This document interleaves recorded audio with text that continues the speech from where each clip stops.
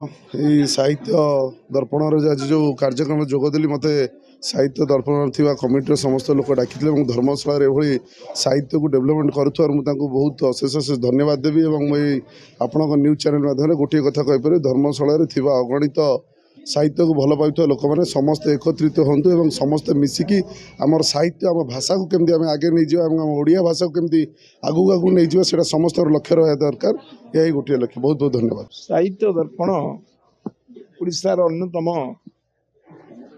सारस्वत अनुष्ठान विभिन्न समय विभिन्न प्रतिभा मान सारस्वत क्षेत्र में आनी सम्मानित करते गुड़िए लेखक साहित्यिक कवि धर्मशाला महाविद्यालय एकाठी हवा ये सुजोग हवा निश्चित भाव में आम तरह अस्मिता लड़े कर भाषा साहित्य संस्कृति स्वतंत्र विभाग होती राज्य में पुणी आउ थे आम भाषा को आगू नवा आम साहित्य अधिक लोक द्वारा आदृत हम ये एक परिवेश सृष्टि कर जो साहित्य दर्पण पत्रिकार मु आहरी उत्तरोत्तर कामना करुच्ची धर्मशाला माटी ये कार्यक्रम प्रति वर्ष होती निश्चित भाव में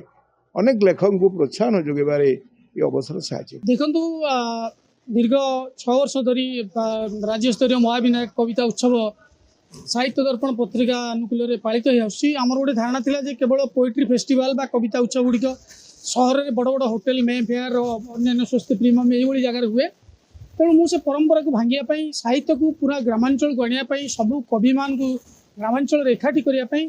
ग्रामांचल साहित्यिक वातावरण को अत्यधिक उद्बुद्ध करने लक्ष्य महाविनायक कविता उत्सव आरंभ करी 2018 मसीह 6 वर्ष पहुँची मु धन्यवाद जनबी ओडिशार कोण अनुकोण बहुत कवि कवयित्री गाल्पिक लेखक समस्त आसीथिले विशेषकर धर्मशाला मान्यवर विधायक विमानशेखर साहू एवं पूर्वतन मंत्री श्रीयुक्त अमर प्रसाद शतपथी गाल्पिक भीमपुष्टि कवि अभय नायक एम उपस्थिति उत्सव निश्चित भाव में मनोज्ञ होती भावुँ